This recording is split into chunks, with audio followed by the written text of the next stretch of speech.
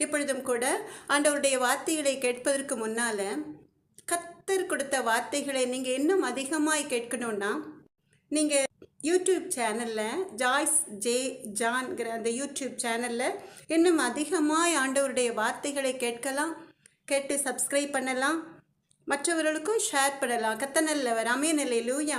Joyce J ஜான்கிற YouTube channel கத்தனல்லவர். வாட்ஸ்அப்பில் இந்த மெசேஜை நீங்கள் கேட்கணுன்னா எஸ்எம்எஸில் உங்கள் நம்பரை அந்த ஸ்க்ரீனில் பார்க்குற நம்பரில் அனுப்பலாம். கத்தனல்லவர் அமேன் அல்லேலூயா. நீங்கள் கேட்டு ஆண்டவருடைய வார்த்தைகள், கர்த்தருடைய சுத்த வார்த்தைகளை கேட்டு பயன்பெறலாம். கத்தனல்லவர்.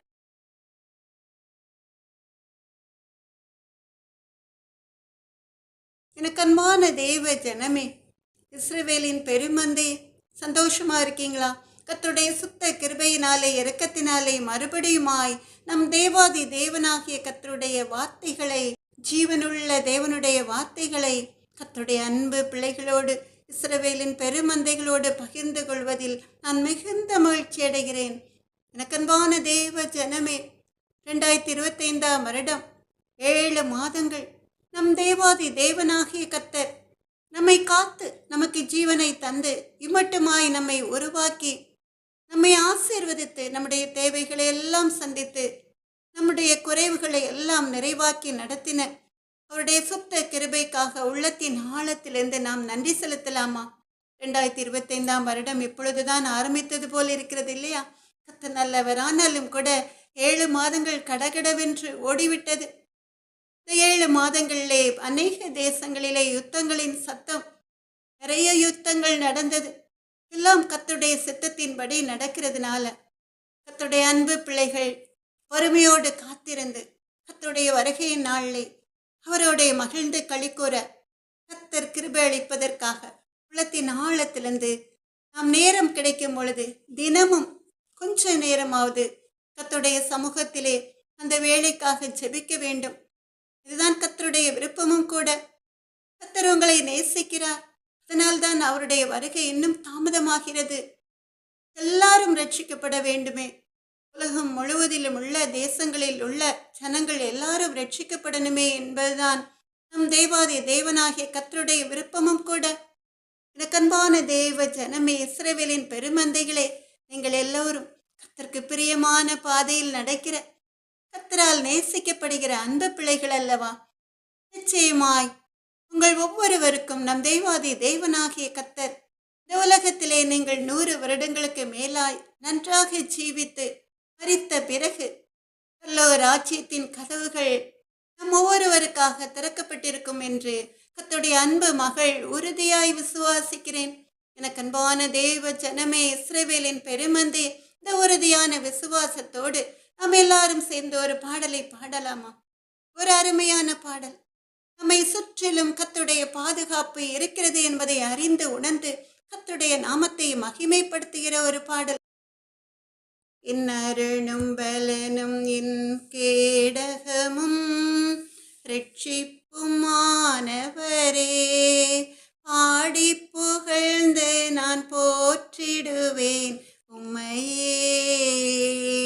என் யெகோவா ஷம்மா, என் துணை என்றும் நீர், என் யெகோவா நிசி, என் ஜெயக்கொடி நீர், என் யெகோவா ரஃபா, என் பரிகாரி நீர், என் யெகோவா ஷாலோம், என் சமாதானம் நீர். தேவன் சகாயர் எனக்கு, எதற்கும் அஞ்சிடேனே. ஒரு நாளும் என்னை விட்டு விலகுவதில்லையே. என் யெகோவா ஷம்மா, என் துணை என்றும் நீர், என் யெகோவா நிசி, என் ஜெயக்கொடி நீர், என் யெகோவா ரஃபா, என் பரிகாரி நீர், என் யெகோவா ஷாலோம், என் சமாதானம் நீர். என் அருளும் பலனும் என் கேடகமும் ரட்சிப்புமானவரே, பாடி புகழ்ந்து நான் போற்றிடுவேன் உம்மையே. தேவன் சகாய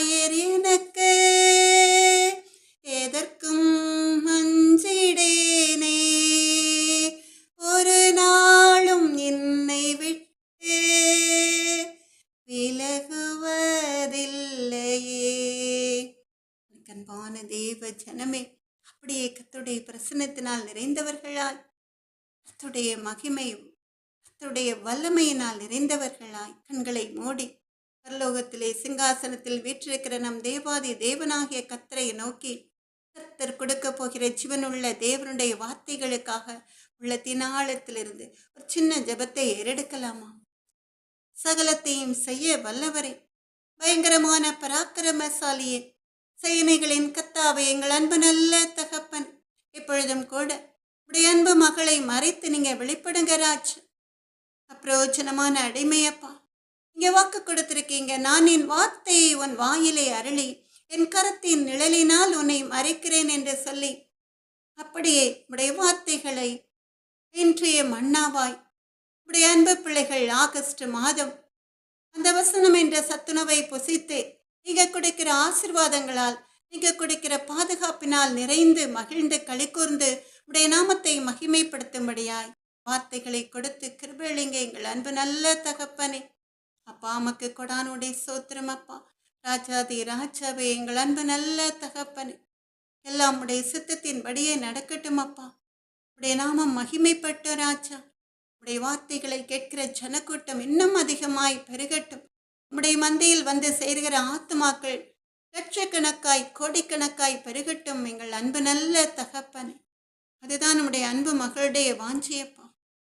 இயேசுவே, எங்கள் அன்பு நல்ல தகப்பனே, பேசுகிறவர்கள் நீங்கள் அல்ல, உங்கள் பிதாவின் ஆவியானவர் சொன்ன தேவாதி தேவனாகிய கர்த்தாவே, பரிசுத்த ஆவியானவரின் வல்லமை உமது மகள் மேல் அளவில்லாமல் ஊற்றி உடைய வேலையை செய்ய பராக்கிரமசாலி நீங்க உதவி செய்யுங்க எங்கள் அன்பு நல்ல தகப்பன்.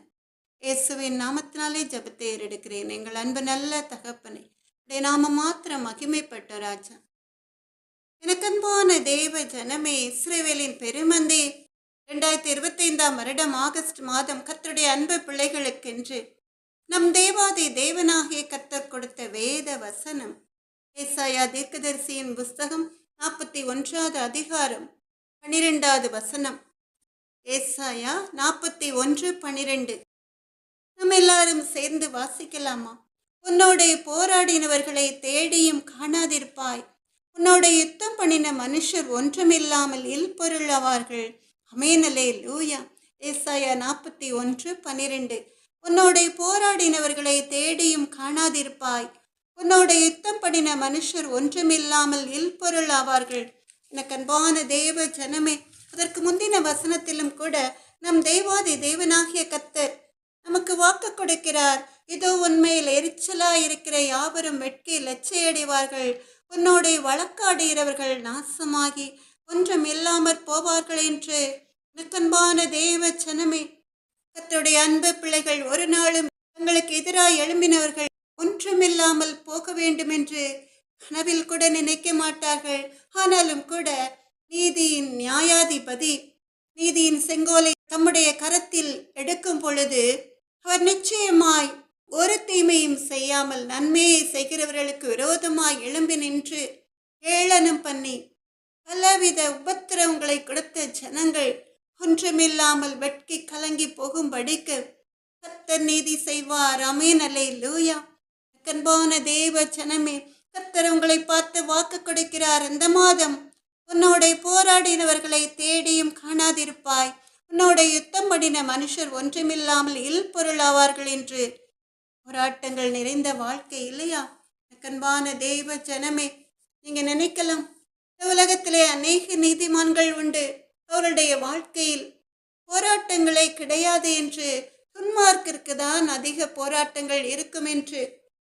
அன்பான தேவ ஜனமே, வேதத்திலே நாம் ஆஸ்திருக்கிறோம், நீதிமானுக்கு வரும் துன்பங்கள் அநேகமாயிருக்கும், அவைகள் எல்லாவற்றினின்று அவனை நீங்களாக்கி விடுவிப்பார் என்று. அன்பான தேவ ஜனமே, நீங்கள் நீதிமான்களாய் ஜீவிக்கும் பொழுது, பரிசுத்த பாதையில் முன்னேறி செல்லும் பொழுது நிச்சயமாய் சத்துரு உங்கள் மேல் ஒரு கண்ணை வைத்திருப்பான். அவன் நேரடியாய் வந்து உங்களோட போராட மாட்டான். அநேக மனிதர்களை உங்களுக்கு விரோதமாக எழுப்பிக் கொண்டே இருப்பான். அந்த மனிதர்கள் வேதத்தில் சொல்லி இருக்கிறபடி உங்கள் எதிராளியான பிசாசானவன் கெர்ச்சிக்கிற சிங்கத்தை போல நீங்கள் தங்கி இருக்கிற இல்லத்தை அல்லது நீங்கள் வேலை பார்க்கிற இடத்தை சுற்றி சுற்றி வருவான். அவ்வளவுதான், வேறு ஒன்றும் உங்களை அவன் அசைக்க முடியாது. ஏன்னா எப்பொழுதுமே கர்த்தருடைய பாதுகாப்பு உங்களுக்கு உண்டு. எனக்கு அன்பான தேவ ஜனமே, உத்தமனுக்கு கர்த்தர் துணை. அமேன். அல்லேலூயா. நீங்கள் ஒன்றுமே செய்திருக்க மாட்டீர்கள். ஆனாலும் உங்களுக்கு விரோதமாய் எழும்பி நின்று உங்களை வேதனைப்படுத்துகிற ஜனக்கூட்டம் ஒன்று உண்டு. அவர்களைத்தான் நம் தேவாதி தேவனாகிய கர்த்தர் இந்த மாதத்திலிருந்து நீங்கள் காண மாட்டீர்கள் என்று கர்த்தர் சொல்கிறார். அவர்களை யார் தேடுவார்கள் என்று நீங்கள் நினைப்பீர்கள். ஆனாலும் எப்போ பார்த்தாலும் நான் போகிற பாதைகளில் வந்து எனக்கு இடைஞ்சல் பண்ணுவானே, அவனை எங்கே காணும், இந்த மாதம் அவனையும் அவனை சார்ந்தவர்களையும் காணவில்லையே என்று நீங்கள் உள்ளத்திலே கொஞ்ச நேரமாவது நினைப்பீர்கள். உங்கள் பாதையில் வந்து குறுக்கிட்டவர்கள், அவர்களைத்தான் நம் தேவாதி தேவனாகிய கர்த்தர் உங்கள் பாதையை விட்டு அகற்றி போடுவேன் என்று சொல்கிறார். ஆமென். அல்லேலூயா. எவ்வளவு சந்தோஷமான காரியம். இவ்வளவு போராட்டங்களின் மத்தியிலும் கூட விசுவாச ஓட்டத்தை நிறைவாய் ஓடிக்கொண்டிருக்கிற உங்களை பார்த்து கர்த்தர் சொல்கிறார், உன்னோட போராடினவர்களை தேடியும் காணாதிருப்பாய். உன்னோட யுத்தம் பண்ணின மனுஷர் ஒன்றுமில்லாமல் இல்பொருள் ஆவார்கள் என்று. அன்பான தேவ ஜனமே, இஸ்ரவேலின் பெருமந்தை, ஒரு தேசத்திலே தீவிரவாதிகள் பொல்லாதவர்கள் எழும்பி நின்று யுத்தம் செய்யும் பொழுது அவர்களை ஒழிப்பதற்காக ஒரு சேனையை எழும்பி நின்று யுத்தம் பண்ணினாலும், அநேக தீவிரவாதிகள் சங்கரிக்கப்பட்டாலும் கூட மறுபடியுமாய் அந்த தீவிரவாதிகள் ஏதாவது தீங்கு செய்து கொண்டே இருப்பார்கள். அவர்களை முற்றிலுமாய் முறியடிக்க யாராலும் முடியாது. என் ராஜாவாலும் கூட முடியாது.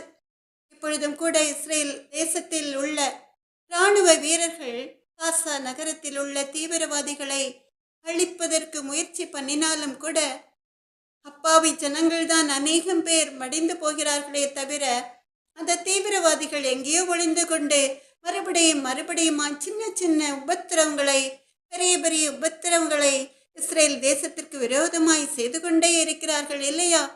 ஒரு நாளும் அந்த தீவிரவாதிகளை ஒடுக்க நீதிமான்களால் கூட முடியாது. ஆனால் மனுஷரால் கூடாதவர்கள் தேவனால் கூடும். ஆமென். அல்லேலூயா. அன்பான தேவ ஜனமே, இஸ்ரவேலின் பெருமந்தையே, எத்தனை தீவிரவாதிகள், எத்தனை பொல்லாத மனிதர்கள் அப்பாவி ஜனங்களுக்கு விரோதமாய் எழும்புகிறார்களோ, அவர்கள் கர்த்தரை மாத்திரம் சார்ந்திருக்கும் பொழுது நிச்சயமாய் அந்த போராட்டத்திற்கு ஒரு முற்றுப்புள்ளி வைத்து அப்பாவி ஜனங்களுக்கு ஜெயத்தை கட்டளையிட ஜெய கிறிஸ்துவால் மாத்திரமே முடியும். ஆமென். அல்லேலூயா. பழைய ஏற்பாட்டின் காலத்திலே ராஜாக்களும் கூட கர்த்தரை தான் சார்ந்திருந்தார்கள். பெரிய ராஜாக்கள் அவர்களுக்காக யுத்தம் பண்ண பெரிய சேனைகளை வைத்திருந்தாலும் கூட அவர்கள் கர்த்தருடைய சமூகத்திலே ஜெபித்துதான் யுத்தத்திற்கு செல்வார்கள். அப்படி ஜெபித்து யுத்தத்திற்கு செல்கிறவர்களுக்கு கர்த்தர் துணையாயிருப்பார். ஏன்னா எவ்வளவு பெரிய ராஜாவா இருந்தாலும் கூட அவனுக்கு ஒரு பயம் இருக்கும் எதிரிகளை கண்டு. அதனால் தான் உன்னத பாட்டு 3வது அதிகாரம் 7, 8வது வசனங்களிலே நாம் பார்க்கிறோம். உன்னத பாட்டு 3வது அதிகாரம் 7, 8வது வசனங்கள். இதோ சாலமோனுடைய மஞ்சம், இஸ்ரவேலின் சவரியவான்களில் 60 சவரியவான்கள் அதை சுற்றி நிற்கிறார்கள். இவர்கள் எல்லோரும் பட்டயம் பிடித்து யுத்தத்திற்கு பழகினவர்களாயிருக்கிறார்கள். ராக்கால பயத்து நிமித்தம் அவனவனுடைய பட்டயம் அவனவன் அறையில் இருக்கிறது. உன்னத பாட்டு 3வது அதிகாரம் 7, 8வது வசனங்கள். இதோ சாலமோனுடைய மஞ்சம், இஸ்ரவேலின் சவரியவான்களில் 60 சவரியவான்கள் அதை சுற்றி நிற்கிறார்கள். இவர்கள் எல்லோரும் பட்டயம் பிடித்து யுத்தத்திற்கு பழகினவர்களாயிருக்கிறார்கள். ராக்கால பயத்து நிமித்தம் அவனவனுடைய பட்டயம் அவனவன் அறையில் இருக்கிறது என்று நாம் பார்க்கிறோம். எனக்கன்பான தேவ ஜனமே, இஸ்ரவேலின் பெருமந்தே, இங்கே ராத்திரி நேரத்திலே சாலமோன் படுத்துறங்குவதற்காக வைத்திருந்த அந்த மஞ்சத்தை சுற்றி, அந்த படுக்கையை சுற்றி 60 யுத்த வீரர்கள் நின்றார்களாம். எதற்காக? சாலமோனை ராத்திரி நேரத்தில் பாதுகாப்பதற்காக. அந்த இராணுவ வீரர்களுக்கும் கூட அவர்கள் எவ்வளவு திறமைசாலிகளாய் இருந்தாலும் கூட அவர்களுக்கும் ராத்திரி நேர பயம் இருந்தது. அதனால் அவர்கள் பட்டயத்தை ரெடியாய் வைத்திருக்கிறார்கள்.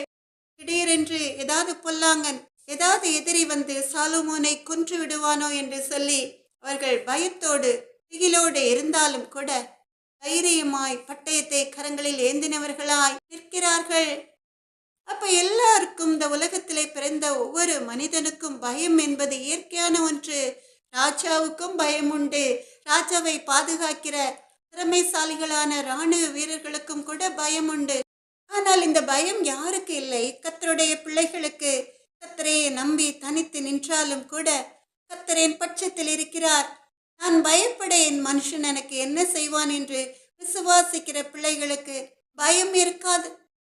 18வது சங்கீதம் 2வது வசனத்திலே தாவீது ராஜா சொல்வது போல, சங்கீதம் 18 2வது வசனம், கர்த்தர் என் கன்மலையும் என் கோட்டையும் என் இரட்சகரும் என் தேவனும், நான் நம்பியிருக்கிற என் துருகமும் என் கேடகமும் என் இரட்சணிய கொம்பும் என் உயர்ந்த அடைக்கலமுமாயிருக்கிறார் என்று சொல்லும் பொழுது கர்த்தர் உங்களுக்கு மகாபலமுள்ள கேடகமாயிருப்பார். அமேனலேலூயா. அடைக்கலமாயிருப்பார்.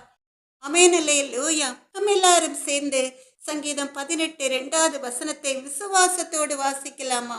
உங்கள் வாழ்க்கையில் வந்திருக்கிற உபத்திரவங்கள் எல்லாம் இந்த வசனத்தை வாசிக்கிற அதே நேரத்திலே உங்களை விட்டு விலகி ஓடி போய்விடும். மீன். கர்த்தரின் கன்மலையும் என் கோட்டையும் என் இரட்சகரும் என் தேவனும், நான் நம்பியிருக்கிற என் துருகமும் என் கேடகமும் என் இரட்சணிய கொம்பும் என் உயர்ந்த அடைக்கலமுமாயிருக்கிறார். அருமையான ஒரு வேத வசனம். கன்மலையை தகர்க்க எந்த மனிதனாலும் முடியாது. பெரிய பெரிய கோட்டைகளை தகர்க்க கர்த்தரால் மாத்திரமே முடியும். எரிகோ கோட்டையை தகர்க்கிற வல்லமை கர்த்தருக்கு மாத்திரமே உண்டு. அவர் இரட்சகராயிருப்பார், துருகமாயிருப்பார், கேடகமாயிருப்பார், உயர்ந்த அடைக்கலமாயிருப்பார். அவருடைய பிள்ளைகளுக்கு மாத்திரம்.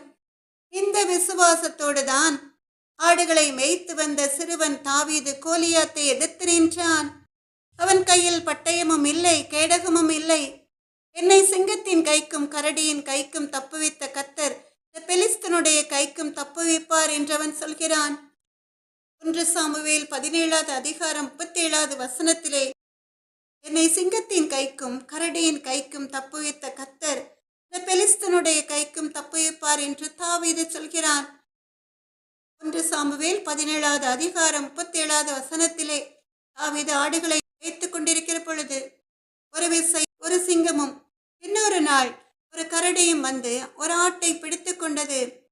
தாவீது சிறுவனாய் இருந்தாலும் கூட அந்த சிங்கத்தையும் கரடியும் அடித்து கொன்று போட்டு அந்த ஆட்டை தப்ப வைத்தான். அதுபோல இந்த பெலிஸ்தனுடைய கைக்கும் நம் தேவாதி தேவனாகிய கர்த்தர் என்னை தப்ப வைப்பார் என்று அவன் அசைக்க முடியாத விசுவாசத்தோட சொல்கிறான். இந்த விசுவாசம்தான் அவனை கோலியாத்தை வீழ்த்த வைத்தது. 1 சாமுவேல் 17வது அதிகாரம் 47வது வசனம். இங்கே தாவீது சொல்கிறான், யுத்தம் கர்த்தருடையது, அவர் உங்களை எங்கள் கையில் ஒப்பு கொடுப்பார் என்று. அன்பான தேவ ஜனமே, உங்களுக்குள்ளும் இந்த விசுவாசம் இருந்தால் நீங்களும் சொல்வீர்கள், உங்கள் எதிரிகளை பார்த்து, யுத்தம் கர்த்தருடையது, அவர் உங்களை எங்கள் கையில் ஒப்பு கொடுப்பார் என்று. அன்பான தேவ ஜனமே, இஸ்ரவேலின் பெருமந்தே, அதனால் கலங்காதீர்கள். சின்ன சின்ன சலசலப்புக்கு அஞ்சாதீர்கள். உங்கள் வாழ்க்கையில் யுத்தம் வருகிறது என்றால் ஒரு ஜெயம் உண்டு. ஒரு பெரிய ஆசீர்வாதம் உங்களை தேடி வருகிறது. ஆமென். நீங்கள் கர்த்தரை நோக்கி ஜெபிக்கும் பொழுது அவர் ஒரு திறந்த வாசலை உங்கள் முன்பாக வைப்பார். ஆமென். சங்கீதம் 107வது சங்கீதம் 13வது வசனத்தின்படி, சங்கீதம் 107 13வது வசனம், தங்கள் ஆபத்திலே கர்த்தரை நோக்கி கூப்பிட்டார்கள், அவர்கள் இக்கட்டுகளில் இருந்து அவர்களை நீங்களாக்கி ரட்சித்தார். ஆமென். யாரை நோக்கி கூப்பிட்டார்களாம்?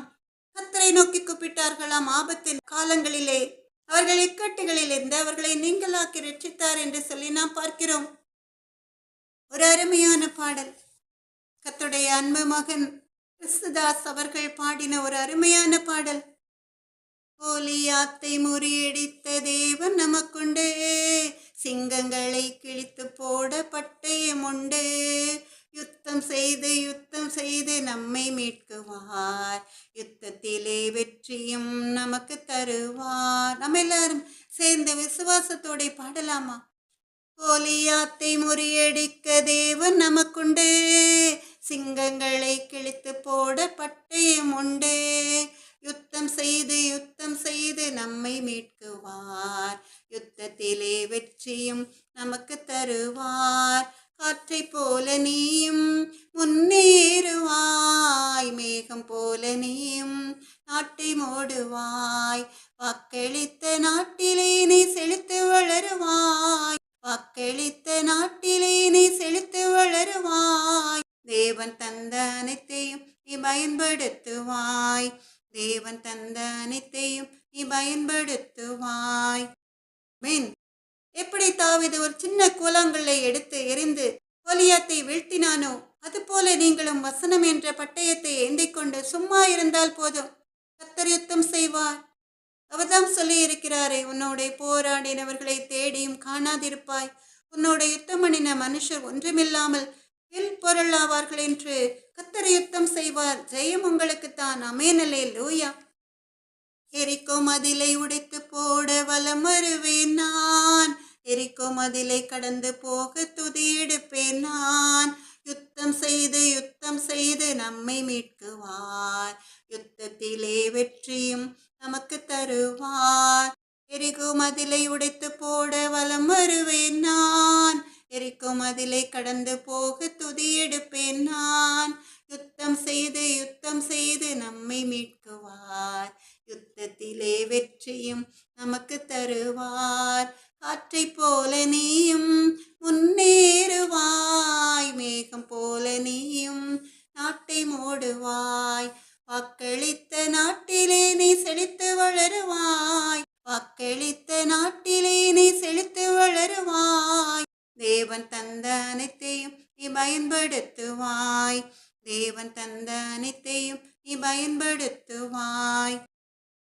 அன்பான தேவ ஜனமே, இஸ்ரவேல் ஜனங்கள் கானான் தேசத்தை சுந்தரிப்பதற்கு முன்பாக யோர்தானை கடந்து சென்று எரிகோவிற்கு வருகிறார்கள். அந்த எரிகோ கோட்டை இஸ்ரவேல் ஜனங்களுக்கு ஒரு தடையாயிருந்தது. ஒரு பெரிய மதில், பெரிய கோட்டை. அதை எவ்வளவு திறமையாய் கட்டியிருப்பார்கள். அந்த கோட்டையை யாராலும் அசைக்க முடியாதல்லவா? ஆனால் கர்த்தர் வாக்கு கொடுத்தபடியே யோசுவாவும் அவனுடன் சேர்ந்த சேனை வீரர்களும் ஆசாரியர்கள் 7ஆம் நாள் 7 தரம் அந்த பட்டணத்தை சுற்றி வந்து எக்காலங்களை ஊதுகையில் ஜனங்கள் ஆர்ப்பரித்தார்கள். எக்கால சத்தத்தை ஜனங்கள் கேட்டு மகா அரவரத்தோட முழங்குகையில் அலங்கம் இடிந்து விழுந்தது. அவ்வளவுதான். யோசுவா 6வது அதிகாரம் 20வது வசனத்திலே நீங்கள் வாசித்து பார்க்கலாம். யோசுவா 6வது அதிகாரம் 20வது வசனம். எக்காலங்களை ஒதுகையில் ஜனங்கள் ஆர்ப்பரித்தார்கள். எக்கால சத்தத்தை ஜனங்கள் கேட்டு மகா அரவரத்தோட முழங்குகையில் அலங்கம் இடிந்து விழுந்தது என்று. இது பெரிய காரியம் அல்லவா? எனக்கன்பான தேவ ஜனமே, அலங்கத்தை இடிக்க எந்த ஒரு ஆயுதங்களும் அவர்கள் பயன்படுத்தவே இல்லை. புதிய ஆயுதத்தை பயன்படுத்தினார்கள். எக்காலங்களை ஊதி முழக்கமிட்டார்கள். அவ்வளவுதான். கர்த்தர் யுத்தம் செய்து அந்த எரிகோ கோட்டை இடிந்து விழும் அளவுக்கு ஒரு பெரிய அற்புதத்தை யோசுவாவுக்கும் இஸ்ரவேல் ஜனங்களுக்கு முன்பாக செய்தார். ஆமென். அல்லேலூயா. இஸ்ரவேல் ஜனங்கள் ஈஸியாய் கடந்து சென்றார்கள். கர்த்தர் யுத்தம் செய்ததினால. உங்களுடைய வாழ்க்கையிலும் கூட பிரச்சனைகள் உங்களை சூழ்ந்து நிற்கையில் நீங்கள் கர்த்தரை நோக்கி கூப்பிட்டால் கர்த்தர் உங்களுக்காக யுத்தம் செய்வார். ஜெயம் உங்களுக்கு தான். ஆமென். அல்லேலூயா. எனக்கன்பான தேவ ஜனமே, இஸ்ரவேலின் பெருமந்தையே, 1 ராஜாக்கள் 18வது அதிகாரம் 21வது வசனத்திலே எலியா தீர்க்கதரிசி தனித்து நின்று தைரியமாய் சொல்கிறான். சகல ஜனங்களுக்கு முன்பாக, குறிப்பாக இசபேலின் பந்தியிலே சாப்பிடுகிற, அவளுக்கு சேவை செய்கிற தோப்பு விக்கிரகத்தின் தீர்க்கதரிசிகள் 450 பேருக்கு முன்பாக அவன் முழக்கமிட்டு சொல்கிறான். 1 ராஜாக்கள் 18வது அதிகாரம் 21வது வசனம். கர்த்தர் தெய்வமானால் அவரை பின்பற்றுங்கள், பாகால் தெய்வமானால் அவனை பின்பற்றுங்கள் என்று. 1 ராஜாக்கள் 18வது அதிகாரம் 21வது வசனம். கர்த்தர் தெய்வமானால் அவரை பின்பற்றுங்கள், பாகால் தெய்வமானால் அவனை பின்பற்றுங்கள் என்று அவன் தைரியமாய் சொல்கிறான். இவ்வளவு பேரையும் எலியா தீர்க்கதரிசி எதிர்த்து நின்று தனியாக நிற்கிறான். அதே 1 ராஜாக்கள் 18வது அதிகாரம் 22வது வசனத்திலே எலியா ஜனங்களை நோக்கி சொல்கிறான். கர்த்தரின் தீர்க்கதரிசிகளில் மீந்திருக்கிறவன் நான் ஒருவன், பாகாலின் தீர்க்கதரிசிகளோ 450 பேர் என்று. எலியாவின் தைரியம் யாருக்கு வரும்? யாருக்குமே அந்த தைரியம் வராது. எசபேல், ஆகாப் ராஜா, பாகாலின் தீர்க்கதரிசிகள், கர்த்தரை அறியாத ஜனங்கள், இப்படி அவனுக்கு விரோதமாய் எதிர்த்து நின்றவர்கள் எல்லாரின் மத்தியிலும் சொல்கிறான் தைரியமாய், கர்த்தர் தெய்வமானால் அவரை பின்பற்றுங்கள், பாகால் தெய்வமானால் அவனை பின்பற்றுங்கள் என்று. தாவீது கோலியாத்தை எதிர்த்து நின்ற பொழுதும் கூட அவனுக்கு சப்போர்ட்டாக சவுல் ராஜாவும் இஸ்ரவேல் ஜனங்களும் நின்றார்கள். ஆனால் எலியாவோ இங்கே தனித்து நிற்கிறான். எலியா தீர்க்கதரிசி கர்த்தர் மேல் வைத்த விசுவாசம் பெரிது. 1 ராஜாக்கள் 18வது அதிகாரத்திலே நாம் பார்க்கிறோம். இங்கே எலியா அந்த பாகாலின் தீர்க்கதரிசிகளை பார்த்து 2 காளைகளை எங்களிடத்தில் கொண்டு வாருங்கள், ஒரு காளையை நீங்கள் தெரிந்து கொள்ளுங்கள், அந்த காளையை துண்டித்து நெருப்பு போடாமல் விறகுகளின் மேல் வையுங்கள் என்று சொல்லி, நான் இன்னொரு காளையை அப்படியே துண்டித்து நெருப்பு போடாமல் விறகுகளின் மேல் வைப்பேன் என்று சொல்லி 1 ராஜாக்கள் 18வது அதிகாரம் 24வது வசனத்தை நாம் எல்லாரும் சேர்ந்து வாசிக்கலாமா? 1 ராஜாக்கள் 18வது அதிகாரம் 24வது வசனம். நீங்கள் உங்கள் தேவனுடைய நாமத்தை சொல்லி கூப்பிடுங்கள், நான் கர்த்தருடைய நாமத்தை சொல்லி கூப்பிடுவேன், அப்பொழுது அக்கினியினால் உத்தரவு அருளும் தெய்வமே தெய்வம் என்றான். அதற்கு ஜனங்கள் எல்லோரும் இது நல்ல வார்த்தை என்றார்கள். ஆமென், அல்லேலூயா. 1 ராஜாக்கள் 18வது அதிகாரம் 24வது வசனம். நீங்கள் உங்கள் தேவனுடைய நாமத்தை சொல்லி கூப்பிடுங்கள், நான் கர்த்தருடைய நாமத்தை சொல்லி கூப்பிடுவேன், அப்பொழுது அக்கினியினால் உத்தரவு அருளும் தெய்வமே தெய்வம் என்றான். அதற்கு ஜனங்கள் எல்லோரும் இது நல்ல வார்த்தை என்றார்கள்.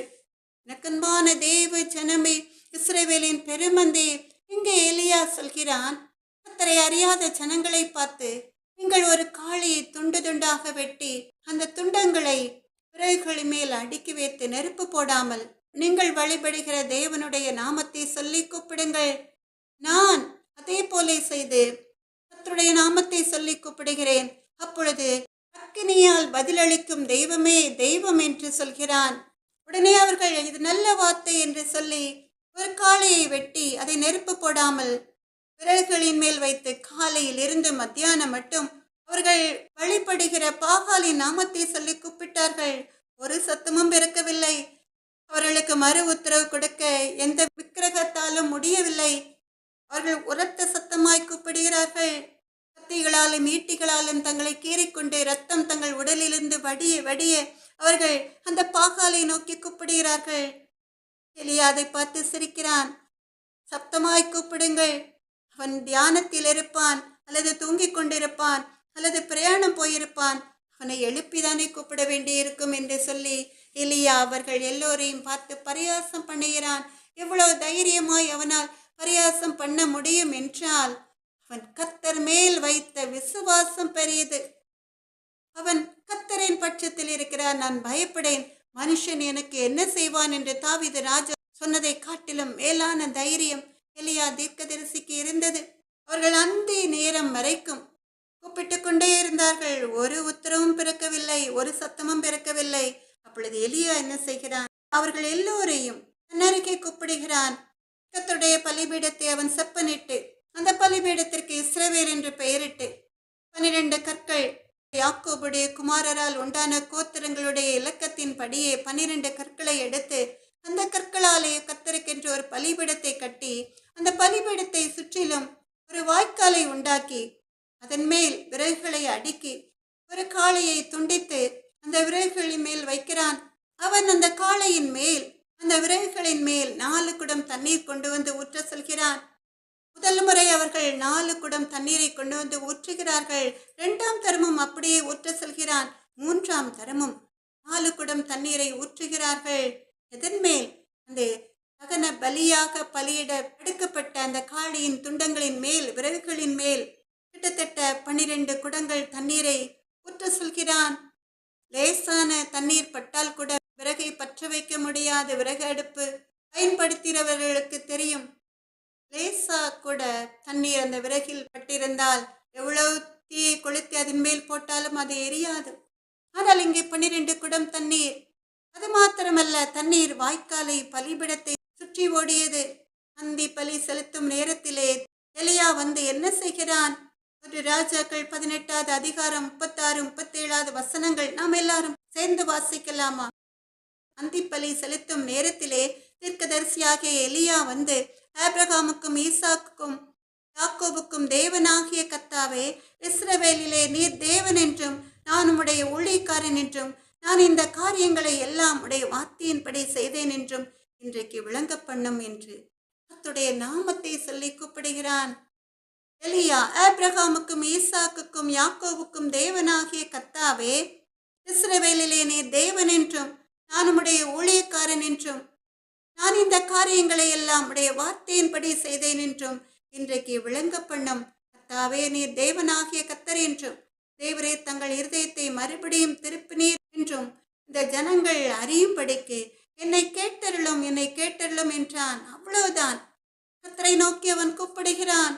அந்த சத்தத்தை கேட்டு கர்த்தரிடம் இருந்து அக்கினி இறங்கி வந்து அந்த தகன பலியையும் விறகுகளையும் கற்களையும் மண்ணையும் பட்சித்து அந்த தண்ணீரையும் அக்கினியினால் நக்கி போட்டது என்று சொல்லி வேதத்திலே பார்க்கிறோம். இப்படிப்பட்ட அதிசயமான காரியத்தை, ஆராய்ந்து முடியாத அதிசயத்தை ஜனங்கள் கண்டு அவர்கள் எல்லோரும் கர்த்தரை அறியாத ஜனங்களாய் இருந்தாலும் அவர்கள் முகங்குப்புற விழுந்து கர்த்தரே தெய்வம் என்று ஆர்ப்பரிக்கிறார்கள். ஆமென், அல்லேலூயா. எவ்வளவு மேலான விசுவாசம் எலியாவுடைய விசுவாசம்! அவன் கர்த்தர் மேல் வைத்த நம்பிக்கையின் நிமித்தமாய் இவ்வளோ பெரிய அற்புதம் கர்த்தருடைய கிருபையினாலே அங்கே நடந்தது. இதனால் அநேக ஜனங்கள் ரட்சிக்கப்பட்டார்கள். இப்படிப்பட்ட அற்புதத்தை, அதிசயத்தை கர்த்தர் அங்கே செய்யாவிட்டால் என்ன நடந்திருக்கும்? எலியா தீர்க்கதரிசிக்கு விரோதமாய் அவ்வளோ ஜனங்களும் எழும்பி நின்று அவனை மேற்கொண்டிருப்பார்கள். ஆனால் கர்த்தரை நம்புகிற பிள்ளைகளை ஒரு நாளும் எதிரிகளின் கையில் விடவே மாட்டார். கர்த்தர் மேல் நம்பிக்கை வைத்து கர்த்தரை தன் நம்பிக்கையாக கொண்டிருக்கிற மனுஷன் பாக்கியவான். ஆமென், அல்லேலூயா. அன்பான தேவ ஜனமே, இப்ப நீங்க இந்த வசனத்தின் படி உங்கள் வாழ்க்கையில் அற்புதங்கள் நடக்க வேண்டும் என்றால் நீங்கள் செய்ய வேண்டிய காரியம் என்ன? உங்கள் முழு விசுவாசத்தையும் கர்த்தர் மேல் வைக்க வேண்டும். எனக்கு யார் இருக்காங்க? நான் யார்கிட்ட போவேன்? எனக்கு உதவி செய்வார் யாரும் இல்லையே. இந்த கேள்விகள் எல்லாம் உங்கள் இருதயத்தில் எழும்பவே கூடாது. நீங்கள் சொல்ல வேண்டும், நான் தனித்து நிற்கவில்லை. என் ஏசப்பா என் கூட இருந்து எனக்காக யுத்தம் செய்வார். என் எதிரிகளை, எனக்கு துரோகம் செய்கிறவர்களை கர்த்தர் மேற்கொள்வார் என்று. அப்பொழுது உனக்கு விரோதமாய் எழும்பும் ஆயுதம் வாய்க்காதே வாய்க்காதே. ஒரு வழியாய் வருவான் எதிரி, 7 வழியாய் ஓடுவான். வெட்கப்பட்டு போவதில்லையே, நீ வெட்கப்பட்டு போவதில்லையே. உனக்கு விரோதமாய் எழும்பும் ஆயுதம் வாய்க்காதே வாய்க்காதே. எப்பக்கம் நெருக்கினாலும் ஒடுங்கி நீ போவதில்லை. கலக்கமடைந்தாலும் மனமுறிவடைவதில்லை. துன்பப்படுத்தினாலும் கைவிடப்படுவதில்லை. கீழே விழுந்தாலும் அடிந்து நீ போவதில்லை. ராஜா இயேசு நம்ம பக்கமே, அவர் சேனை என்றும் உங்க பக்கமே. ராஜா இயேசு உங்க பக்கமே, அவர் சேனை என்றும் நம்ம பக்கமே. வெற்றி வெற்றி வெற்றி வெற்றியே. உனக்கு விரோதமாய் எழும்பும் ஆயுதம் வாய்க்காதே வாய்க்காதே. எது தெரியும் எரிகோவை தகத்தெறியும் வல்லமை, தடுத்து நிற்கும் சாத்தானை முறித்தெறியும் வல்லமை. அக்கினியில் நடந்தாலும் எரிந்திடாத வல்லமை, தண்ணீரிலே நடந்தாலும் மூழ்கிடாத வல்லமை. ராஜா இயேசு நம்ம பக்கமே, அவர் சேனை என்றும் நம்ம பக்கமே. வெற்றி வெற்றி வெற்றி வெற்றியே. உனக்கு விரோதமாய் எழும்பும் ஆயுதம் வாய்க்காதே வாய்க்காதே. ஒரு வழியாய் வருவான் எதிரி, 7 வழியாய் ஓடுவான். வெட்கப்பட்டு போவதில்லையே, நீ வெட்கப்பட்டு போவதில்லையே. ஒரு அருமையான குடும்பம். பெற்றோரும் 2 பிள்ளைகளும் சந்தோஷமாய் வாழ்ந்தார்கள். ஒரு ஆணும் ஒரு பெண்ணும் என்று அவர்களுக்கு 2 பிள்ளைகள். திடீரென்று பெற்றோர் ஒரு ஆக்சிடென்ட்ல மரித்து போய்விட்டார்கள். இந்த பிள்ளைகள் சிறு பிள்ளைகள், ரொம்ப விவரம் தெரியாது. அப்பா அம்மா பணத்தை எங்கே வைத்திருப்பார்கள், பேங்க் பேலன்ஸ் எவ்வளவு, சொத்துக்கள் யார் பெயரில் இருக்கிறது, இப்படி எதுவுமே அந்த சிறு பிள்ளைகளுக்கு தெரியாது. பெற்றோரை இழந்த அந்த பிள்ளைகள் கண்ணீர் வடித்திருக்கிற அந்த நேரத்திலே அந்த பிள்ளைகளுடைய சித்தப்பா அந்த பிள்ளைகளை நான் பொறுப்படுத்திக் கொள்கிறேன் என்று சொல்லிவிட்டான். அதை நம்பி உறவினர்கள் அவனிடம் பிள்ளைகளை விட்டுவிட்டு சென்று விட்டார்கள். அந்த சித்தப்பாவும் சித்தியும் சேர்ந்து அண்ணன் அன்னைக்கு சொந்தமான சொத்துக்கள், நகை, பணம், வீடு எல்லாவற்றையும் தங்கள் பெயருக்கு மாற்றி எடுத்துக்கொண்டு பிள்ளைகளை ஆர்ஃபனேஜில் சேர்த்து விட்டார்கள். இவ்வளவு பரிதாபமான ஒரு காரியம். பெற்றோர் இருந்த பொழுது நன்றாக சுகமாக வாழ்ந்த பிள்ளைகள், பணக்கார வீட்டு பிள்ளைகள் அனாதை இல்லத்திலே அனாதைகளாய். எவ்வளவு பரிதாபமான காரியம். எனக்கன்பான தேவ ஜனமே, இப்படித்தான் இந்த உலகத்திலே அநியாயங்கள் அதிகமாய் நடக்கிறது. இப்படிதான் கொரோனா நோயினால இறந்த நிறைய தேவ பிள்ளைகளின் குடும்பங்களில் நடந்தது. ஆதரவற்ற நிலையிலே உதவி செய்வார் போல நடித்து பணத்தை சுருட்டினவர்கள் அநேகம் பேர் உண்டு.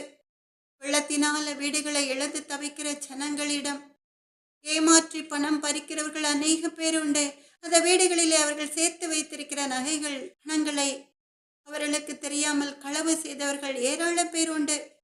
அது மாத்திரமல்ல, வயதான பெற்றோரை சொத்தை எழுதி வாங்கி கொண்டு வீட்டை விட்டு துரத்தி விடுகிற பிள்ளைகள் உண்டு. இப்படிப்பட்ட அநியாயங்களை செய்யும்படி சத்துரு மனிதர்களை தூண்டி விடுகிறான். அதனால் வேதனைப்படுகிற ஜனங்கள் ஏராளம் பேர் உண்டு. அவர்களுக்கு உதவுவார் யாரும் கிடையாது. கோர்ட்டு, ஜட்ஜி, வக்கீல் என்று பணத்தை செலவழிக்க கூட அவர்களிடம் பணம் இருக்காது. நிறைய ஜட்ஜிகளிடமிருந்து நியாயமான ஜட்ஜ்மெண்ட் உடனடியாய் கிடைக்காது. பல வருடங்கள் கடந்து சென்றாலும் அப்படிப்பட்ட கேசுகளை வாய்தாவாக கொடுத்து அவர்கள் கிடப்பிலே போட்டு விடுவார்கள். இவர்கள் எல்லாம் நினைக்கலாம் தங்கள் பக்கம்தான் நியாயம் இருக்கிறது என்று, தங்களை மேற்கொள்ள ஒருவருக்கும் அதிகாரம் கிடையாது என்று. நாங்கள் பணத்திலே மிதந்து கொண்டிருக்கிறோம், எங்களை யாரும் ஒன்றும் செய்ய முடியாது என்று. ஆனால் அவர்களுக்கு தெரியாது, நீதியுள்ள நியாயாதிபதி ஒருவர் இருக்கிறார் என்று. அவர் இப்படிப்பட்ட பொல்லாதவர்களை பார்த்து மீகா 2வது அதிகாரம் 9, 10 வசனங்களிலே சொல்கிறார், என் ஜனத்தின் ஸ்திரீகளை அவர்களுடைய சௌக்கியமான வீடுகளில் இருந்து துரத்திவிட்டீர்கள். அவருடைய குழந்தைகளுக்கு இருந்த என் அலங்காரத்தை என்றைக்கும் இல்லாதபடிக்கு பறித்து கொண்டீர்கள். எழுந்திருந்து போங்கள், இது நீங்கள் இளைப்பாறும் இடமல்ல, இது தீட்டுப்பட்டது, இது உங்களை நாசப்படுத்தும், அந்த நாசம் மிகவும் கொடியதாயிருக்கும் என்று. என் ஜனத்தின் ஸ்திரீகளை அவருடைய சௌக்கியமான வீடுகளிலிருந்து துரத்திவிட்டீர்கள். அவருடைய குழந்தைகளுக்கு இருந்த என் அலங்காரத்தை என்றைக்கும் இல்லாதபடிக்கு பறித்து கொண்டீர்கள். எழுந்திருந்து போங்கள், இது நீங்கள் இளைப்பாறும் இடமல்ல, இது தீட்டப்பட்டது, இது உங்களை நாசப்படுத்தும், அந்த நாசம் மிகவும் கொடியதாயிருக்கும் என்று. நம் தேவாதி தேவனாகிய கர்த்தர் இப்படிப்பட்ட பொல்லாதவர்களை பார்த்து சொல்கிறார். இந்த செல்வங்கள் எல்லாம் கொஞ்ச காலம் அவர்களுக்கு சந்தோஷத்தை கொடுப்பதாய் இருக்கலாம். ஆனாலும் கூட நீதியை சரிக்கட்டுகிற தேவன் எழும்பும் பொழுது அவர்கள் செய்த தீவினைகளுக்கு கர்த்தர் சரிக்கட்டுவார். எனக்கன்பான தெய்வ ஜனமே, என் அன்பு தாயாருடைய வீட்டை என் கணவருடைய குடும்பத்தார் அபகரிக்க நினைத்த பொழுது கர்த்தர் கொடுத்த வேத வசனம் இதுதான். இன்னும் இப்படிப்பட்ட நிறைய வேத வசனங்களை கர்த்தர் தந்தார். வேத வசனங்களை கர்த்தர் தந்ததினால கர்த்தருடைய வார்த்தைகளின் மேல் முழு விசுவாசத்தை வைத்துக்கொண்டு கர்த்தருடைய மகள் காத்திருந்தாலும் கூட இன்று வரை என் பெற்றோருடைய வீட்டை எங்களால் சுதந்திரித்துக் கொள்ள முடியவில்லை. நடக்கிறது. அநேகம் பேர் எங்களுக்கு விரோதமாக எழும்பி நிற்கிறார்கள். 2 ஜட்ஜ் மாறி 3வது ஜட்ஜ் வந்த பிறகும் கூட நியாயமான தீர்ப்பு கிடைக்கவில்லை. உயில் எழுதி ரெஜிஸ்டர் பண்ணின வீட்டிற்கு ஒரு நாள் வரும், நிச்சயமாய் அந்த வீட்டை கர்த்தர் எங்களுக்கு மீட்டு தருவார் என்ற அசைக்க முடியாத விசுவாசத்தோடு காத்திருக்கிறோம். ஆமென், அல்லேலூயா. கர்த்தர் நிச்சயமாய் யுத்தம் செய்து அந்த யுத்தத்திலே ஜெயத்தை கர்த்தருடைய அன்பு பிள்ளைகளுக்கு தருவார். ஆமென், அல்லேலூயா. அன்பான தேவ ஜனமே, இப்படி எத்தனையோ பிரச்சனைகள் கர்த்தருடைய அன்பு பிள்ளைகளுடைய வாழ்க்கையில், இந்த பிரச்சனைகள் எல்லாவற்றிற்கும் இந்த மாதம் கர்த்தர் முற்றுப்புள்ளி வைக்கப் போகிறார். நீங்கள் சொல்ல போகிறீர்கள், சங்கீதம் 54வது சங்கீதம் 7வது வசனத்தின்படி, அவர் எல்லா நெருக்கத்தையும் நீக்கி என்னை விடுவித்தார், என் கண் என் சத்துருக்களின் நீதி சரிக்கட்டுதலை கண்டது என்று. ஆமென், அல்லேலூயா. சங்கீதம் 54 7வது வசனம், அவர் எல்லா நெருக்கத்தையும் நீக்கி என்னை விடுவித்தார், என் கண் என் சத்துருக்களின் நீதி சரிக்கட்டுதலை கண்டது என்று. எனக்கன்பான தேவ ஜனமே, இஸ்ரவேலின் பெருமந்தே, சாது சுந்தர் சிங் என்ற அருமையான தேவ மனிதர் உங்கள் எல்லாருக்கும் தெரிந்திருக்கும். அவர் ஒரு கிராமத்திற்கு சென்று கர்த்தருடைய வார்த்தைகளை அங்கே எல்லாருக்கும் சொல்லிக் கொண்டிருந்தார். அநேகர் கர்த்தரை கொண்டு ரட்சிக்கப்பட்டார்கள். அதனால் அந்த கிராமத்திலே சாது சுந்தர் சிங்குக்கு எதிர்ப்பு கடுமையாக இருந்தது. அவர் வேறு வழி தெரியாமல் அந்த கிராமத்தை விட்டு வெளியேறினார். அப்படி வெளியேறின பிறகும் கூட அவர்கள் அவரை விடுவதாக இல்லை. சாது சுந்தர் சிங்கை கொன்று போடும்படி அவர்கள் திரண்டு வந்தார்கள். எனக்கு அன்பான தெய்வ ஜனமே, சாது சுந்தர் சிங் தனித்து நின்றார். தொலைவிலே அவரை கொல்லும்படி வந்த ஜனக்கூட்டத்தை அவர் கண்ட பொழுது தப்பி ஓடவில்லை. சங்கீதம் 50:15 வேத வசனத்தின்படி, ஆபத்து காலத்தில் என்னை நோக்கி கூப்பிடு, நான் உன்னை விடுவிப்பேன், நீ என்னை மகிமைப்படுத்துவாய் என்ற வேத வசனத்தின்படி அவர் கர்த்தரை நோக்கி கூப்பிட்டு அந்த ஆபத்து நேரத்திலே கர்த்தரை நோக்கி கூப்பிட்டார். அவர் முழங்கால் படியிட்டு கர்த்தரை நோக்கி ஜெபிக்க ஆரம்பித்தார். எப்படியும் அவரை கொன்று போடு விடுவார்கள் என்று சொல்லி அவர் தன்னுடைய இறுதி முடிவுக்காக காத்திருந்தார். ஆனால் என்ன நடந்தது? நெருங்கி வந்த அவர்கள் திடீரென்று பயந்து பின்வாங்கி ஓடி போய்விட்டார்கள். சாது சுந்தர் சிங்குக்கு ஒன்றுமே புரியவில்லை. எனக்கன்பான தேவ ஜனமே, இஸ்ரவேலின் பெருமந்தையை, சங்கீதம் 18 சங்கீதம் 47-48 வசனங்களிலே நாம் பார்க்கிறோம். அருமையான வேத வசனங்கள். அவர் எனக்காக பழிக்கு பழி வாங்கி ஜனங்களை எனக்கு கீழ்ப்படுத்துகிற தேவனானவர். அவரை என் சத்தர்களுக்கு என்னை விலக்கி விடுவிக்கிறவர். எனக்கு விரோதமாய் எழும்புகிறவர்கள் மேல் என்னை நீர் உயர்த்தி கொடுமையான மனுஷனுக்கு என்னை தப்பு வைக்கிறீர். அமீன். சங்கீதம் 18:47-48. அவர் எனக்காக பழிக்கு பழி வாங்கி ஜனங்களை எனக்கு கீழ்ப்படுத்துகிற தேவனானவர். அவரை என் சத்தர்களுக்கு என்னை விலக்கி விடுவிக்கிறவர். எனக்கு விரோதமாய் எழும்புகிறவர்கள் மேல் என்னை நீர் உயர்த்தி கொடுமையான மனுஷனுக்கு என்னை தப்பு வைக்கிறேன் என்ற வேத வசனத்தின் படி நடந்தது. அங்கே கர்த்தர் பழி வாங்குவார். சாது சுந்தர் சிங்குக்கு விரோதமாய் எழும்பின ஜனங்களை அவருக்கு முன்பாக கீழ்ப்படிய வைப்பார். அவருடைய சத்துருக்களுக்கு அவரை விலக்கி மீட்டு ரட்சிப்பார். அது மாத்திரமல்ல, அவருக்கு விரோதமாய் எழும்பி நின்று அவரை கொன்று போடும்படி வந்த ஜனங்கள் முன்னாலே அவருடைய கொம்பை காண்டமிருகத்தின் கொம்பை போல் உயர்த்தி அவருக்கு பொல்லாங்கு செய்ய நினைத்தவர்களுக்கு அவரை தப்புவித்து அவருடைய ஜீவனை பாதுகாத்தார். என்ன நடந்தது?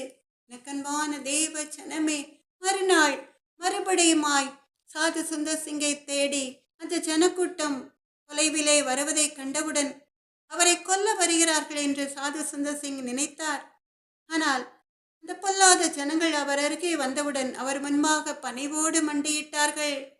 சாது சுந்தர் சிங் என்ன சொன்னார்? நான் கிறிஸ்துவுக்காக மரிப்பதற்கும் ஆயத்தமாக இருக்கிறேன் என்று துணிவோடு சொன்னார். அவர்கள் அதற்கு ஒன்றும் பதில் சொல்லவில்லை. அவர்கள் அவரை ஒன்றுமே செய்யவில்லை. அவர்கள் சொன்னார்கள், ஐயா, நேற்று நாங்கள் உங்களை கொன்று போடும்படி வந்தோம். ஆனால் உங்கள் அருகே நாங்கள் வந்த பொழுது உங்களை சுற்றிலும் வெண்ணிற அங்கி அணிந்தவர்கள் கையில் பட்டயங்களை ஏந்தியபடி நிற்பதைக் கண்டோம். பயந்து போய் ஓடிவிட்டோம் என்று அறிக்கையிட்டார்கள். இவ்வளோ அருமையான ஒரு காரியம்.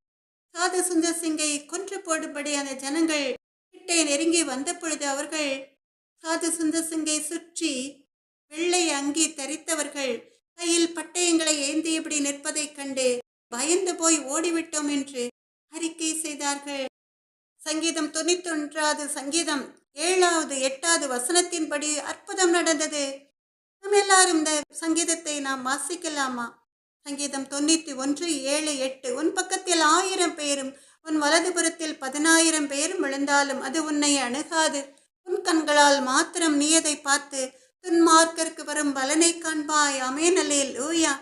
உன் பக்கத்தில் 1000 பேரும் உன் வலதுபுறத்தில் 10,000 பேரும் விழுந்தாலும் அது உன்னை அணுகாது. உன் கண்களால் மாத்திரம் நீ அதை பார்த்து துன்மார்க்கருக்கு வரும் பலனை காண்பாய். ஆமென், அல்லேலூயா. கர்த்தருடைய அன்பு மகனை பாதுகாப்பதற்காக கர்த்தர் தம்முடைய சேனைகளை அங்கே அனுப்பியிருந்தார். அதனால் அந்த பொல்லாத மனிதர்கள் அந்த சேனைகளை கண்டு பயந்து ஓடிவிட்டார்கள். அது மாத்திரமல்ல, சாது சுந்தர் சிங் கூறிய நற்செய்தியை அவர்கள் பயபக்தியோடு கேட்டு அவர்கள் ரட்சிப்பின் அனுபவத்தை பெற்றுக்கொண்டார்கள். அவர்களை பார்த்து சாது சுந்தர் சிங் சொன்னார், சங்கீதம் 34:7 வசனம், கர்த்தருடைய தூதன் அவருக்கு பயந்தவர்களை சூழ பாளையம் இறங்கி அவர்களை விடுவிக்கிறார் என்று.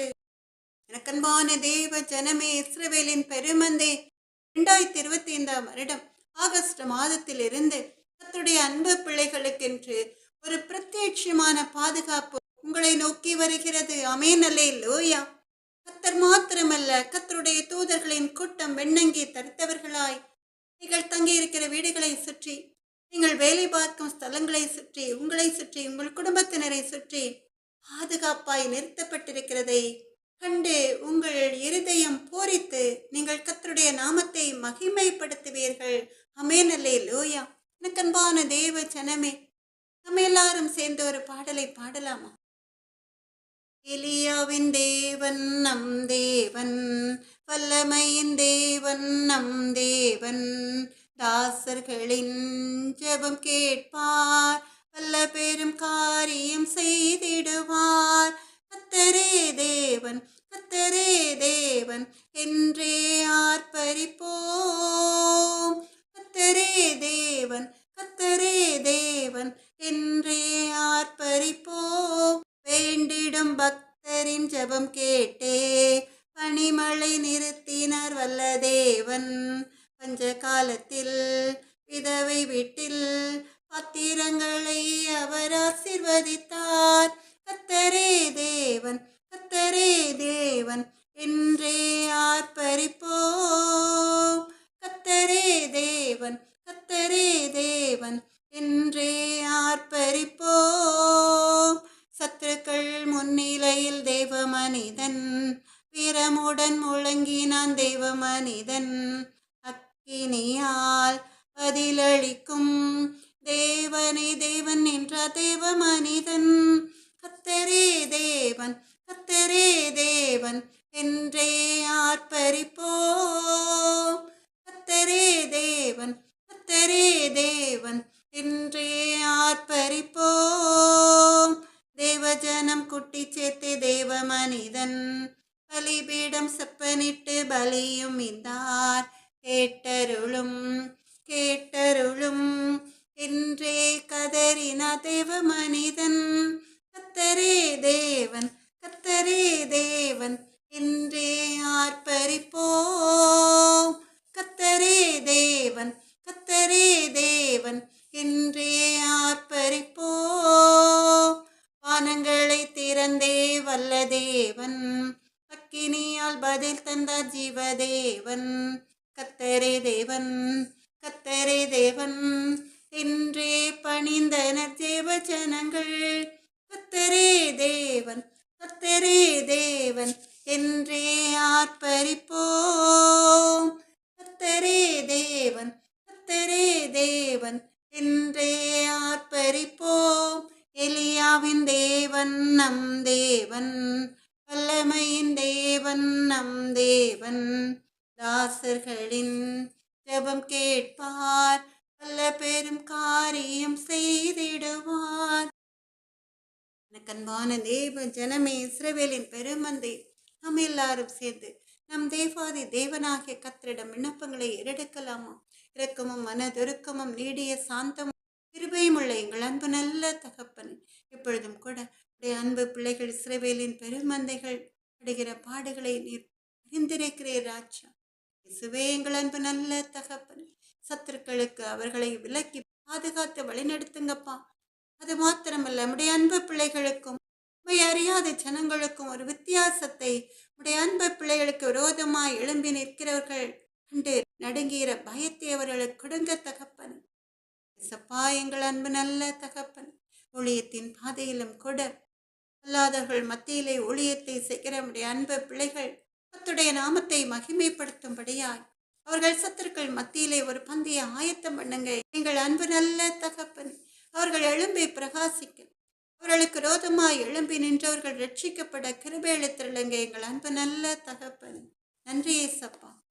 உடைய அன்பு பிள்ளைகளுக்கு, இஸ்ரவேலின் பெருமந்தைகளுக்கு நீரே அரணும் பலனும் கோட்டையும் கெடவுமாயிருங்க எங்கள் அன்பு நல்ல தகப்பனை. உடைய வார்த்தைகளை சப்ஸ்கிரைப் பண்ணுகிற, ஷேர் பண்ணுகிற கர்த்தருடைய பிள்ளைகளுக்கு உடைய பாதுகாப்பு எப்பொழுதும் இருக்கட்டும் அப்பா. அவர்கள் வீடுகளை சுற்றி அக்கினி மதிலாய் தூதர்கள் கூட்டத்தை நிறுத்துங்க எங்கள் அன்பு நல்ல தகப்பனை. உடைய அன்பு பிள்ளைகள் எங்கு சென்றாலும் உடைய பாதுகாப்பு இருக்கட்டும்.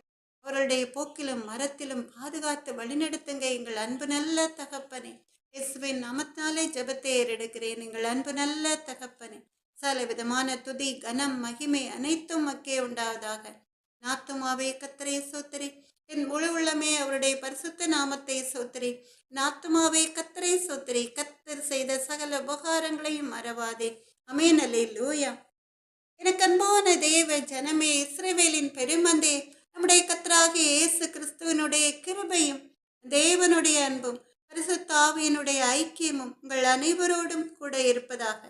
அமேன்.